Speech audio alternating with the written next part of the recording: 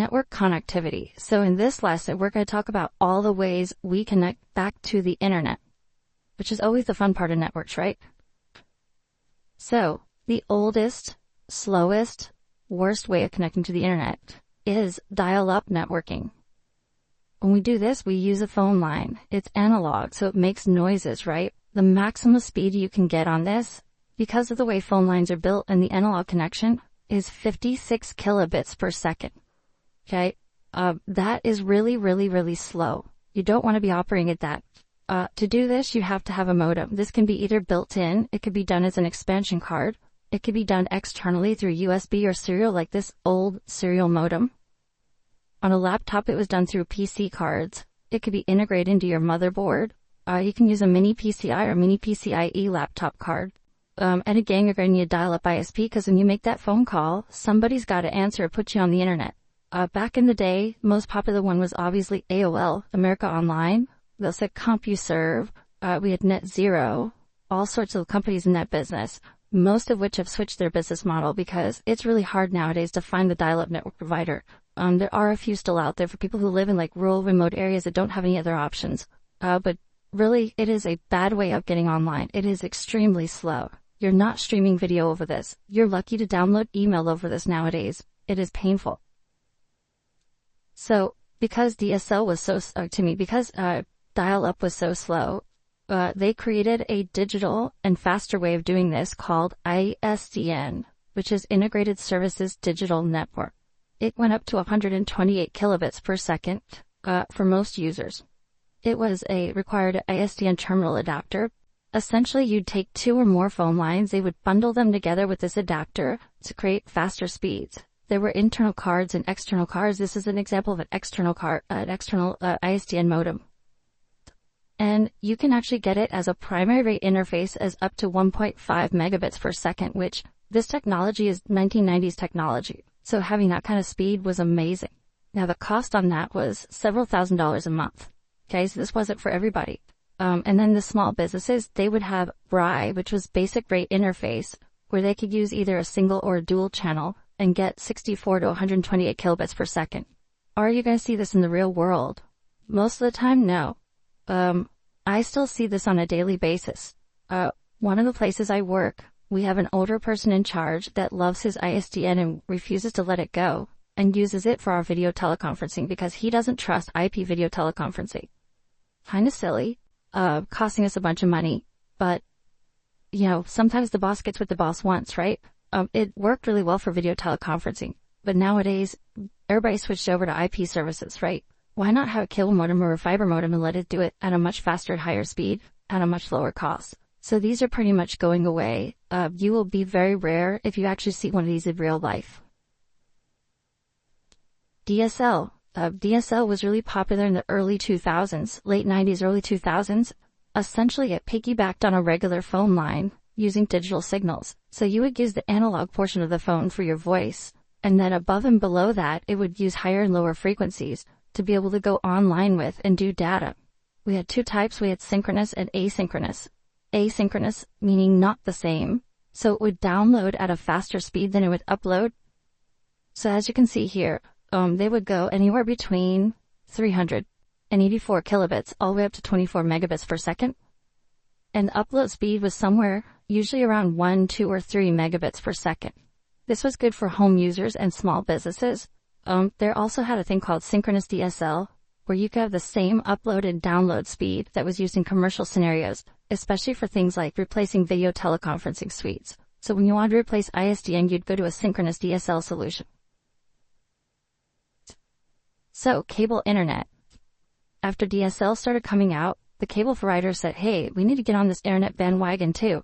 And so they started using cable modems as a way to send the data to your house. And it ran over coaxial cable like cable TV. You have Comcast, this is what you have, right? Back in the day, you were lucky to get about a 1 to a 5 megabit per second connection as a download speed over cable. Nowadays, they go up to 50 and even up to 150 megabits per second. The upload was significantly slower, 1 to 5 megabits per second. I actually had one of the first cable modems back in 1998. There's a service called Roadrunner that eventually got bought up by Time Warner.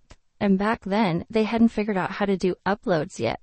So you downloaded through your cable modem, but you uploaded over a dial-up modem. So when you went to google.com, it went up your dial-up, and then you would download all the data you were going to get, which worked fairly well because most of the stuff you were doing online was downloading content, right? If you think about what you guys do nowadays, you go to YouTube, that takes a little bit of text to send to YouTube, and then you get back gigabytes of video, right? So most of what you're doing is downloading and consuming. So that worked really well. And then they figure out the upload part, and now they do both upload and download through the cable modem. You don't need dial-up anymore, obviously. It's very popular all around the country, gives you very fast service. The downside is you have bandwidth sharing with other users. So if you're in an apartment complex and everyone comes home at 5 o'clock at night, your internet speed drops significantly. If you're up at 3 in the morning, you're getting really fast speeds. You don't have that same problem with DSL. You don't have that same problem with fiber. But again, cable internet's much faster than DSL, so it's still better overall.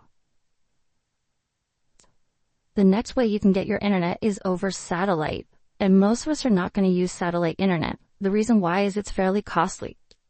You basically download your data over the satellite link. Originally, it was like that cable modem I described. You'd upload over a phone line and download over satellite. Nowadays, you can do both uploads and downloads over satellites. It's slower than cable, but it's faster than dial-up. It's about the speed of like a DSL connection. The reason why you might use this is if you're in a rural area. So you got grandma's farm out in the middle of some place that doesn't have DSL or cable, and her option is either satellite or dial-up, right? So you would go satellite in that case. When I say it's more costly, generally it's going to run you about $100 a month. The other thing to worry about with satellite internet is they have very low caps on data. So usually it's something like 10 gigabytes per month. And if you're streaming video, you'll go through a gigabyte an hour, right? So 10 gigs is about 10 hours, maybe on low definition, maybe 30 hours of video. So this isn't going to be good to be used as a Netflix thing. But if you just want to get online at a decent speed and do some Facebook checking, satellite internet can be an option if you have no other options. The other place you'll see satellite internet used a lot is ships. So if you have a client who happens to have a big boat, also known as a yacht, they may want to take their internet with them. You can install a satellite. It wouldn't look like this. It's a different type that actually has a motorized mount and will track the satellite when you're out to sea. KVH makes a really nice product for that. I've used those a lot of times because I've done a lot of work with the Navy, as well as a lot of partner nations and helping them get satellites on board their ships. We use that exclusively because you can't tie a fiber line to the back of the ship, right? You got to have satellite wireless internet. Cellular internet. So we all have this in our pocket right now. Everybody's got a cell phone, right? That's cellular internet. You have to have a cellular modem. Your phone has a modem built into it already. You can have this as internal, USB, or Wi-Fi. So my laptop, for instance, doesn't have a cellular internet on it. But I can hook up a thumb drive. It looks like a thumb drive. It's a USB cellular modem, and I can then have access wherever I am using that cellular modem. These can operate at 2G, 3G, 4G, or even LTE speeds, which is what we use nowadays, which go up to 100 megabits per second. So these are fast connections. The big problem with cellular modems is what? Data caps, right? Again, most of your cell providers are going to give you a data cap of 2 or 3 gigabytes per month, which again, if you're going to do a lot of streaming video, it's going to go away real quick. Some providers still have the unlimited out there. They're few and far between. Some of them do where they'll give you full speed until you hit your cap and then drop your speed. Like my provider, we get LTE up to the first 3 gigabytes and then they drop us down to 3G speeds after that for the rest of the month without additional cost. So I go from having 100 megabits per second to around 1 megabit per second. But again, that's still sufficient for my uses, so it's okay. And some of your smartphones can actually be turned into a cellular modem for your computer by using tethering. Some companies charge extra money for this, some of them don't. It just depends on your model of phone if it supports it, and if your provider supports it. Fiber optic internet, the good stuff. This is what I love. There's a couple out there that are providing this right now. Uverse from AT&T if it's in your area. Fios for Verizon is really great. I know we have it in our area here. And then Google Glass is getting into this business as well, starting in Kansas. And the speeds here are going to be between 3 and 150 megabits per second. With Google Glass, they're looking at 1,000 megabits per second. They look at 1 gigabit service to the house. And people look shocked at me for this. But I just moved here from Japan 2 years ago, and in my house we had 2 levels of service you could get, 100 megabits per second or 1 gigabit per second. Those were the 2 speeds that they offered from the company, because everything there was fiber optic to the house. It's phenomenal service. Very fast, great service. You get the same uploads as you do downloads, and you get that long distance, good secure communication at very high speeds. If you have Verizon Fios in your area, or you have Google Glass in your area, or another fiber optic provider, highly recommend it. It's great service. Another solution out there is called WiMAX, and WiMAX is the worldwide interoperability for microwave access. So we talked about microwave operating at that 2.4 gigahertz range. And again, this can give you 4G speed sent by microwave. Back where I'm from in Florida, we had a company called Clearwire that did this for a while. They were bought up by Sprint, and then Sprint shut them down. But people loved them. Basically, it's a fixed wireless solution. You get a wireless access point that looks like your modem. Your wireless access point at home, it had 3 antennas. And you'd put it by a window, and if you were in the coverage zone, you would get speeds of up to about 20 or 30 megabits per second. Very good speeds, and they only charge about $50 a month. The nice thing a lot of people liked is that if you went on vacation, you could take it with you, if you still were in a coverage area, right? And this will allow you to get 4G speeds set by microwave. That company is no longer in business. Now the WiMAX solutions you'll see out there are pretty much business-to-business environments trying to link together different buildings across campuses. You're not really going to see WiMAX as a good solution for internet for you. At this day and age, most things now are going either to cable or fiber optic at this point. So when we want to connect ourselves to the internet, how do we do it? Well, you have the simple way and the hard way. And even the hard way is not that hard. So the simple way is what I have here on top. You have a single computer that connects to a modem that then dials into the internet, whether it's over fiber, whether it's over dial-up, or whether it's over coaxial cable for cables. So whatever your internet access device is, you just connect one computer to it, off it goes. Now, if you want to do it and have multiple computers do it like you do at your house because you have a wife and a couple of kids or something like that, you have to hook all those computers up to a switch and a router, and then that router goes to the modem, and that then goes out, because the router will serve as the way to do that port address translation we talked about and share that one internet connection across all of those clients. So here we talk about, again, we have our network address translation, our port forwarding, which we talked about previously. Again, we're going to have that router do that internal-external switch of private IPs to public IPs, and using that port address translation. DMZ. So the DMZ is what we call the demilitarized zone. And this is where you're going to put things like if you're hosting a server, because you don't want people from the outside coming into your network, because that would be a security violation or a security risk.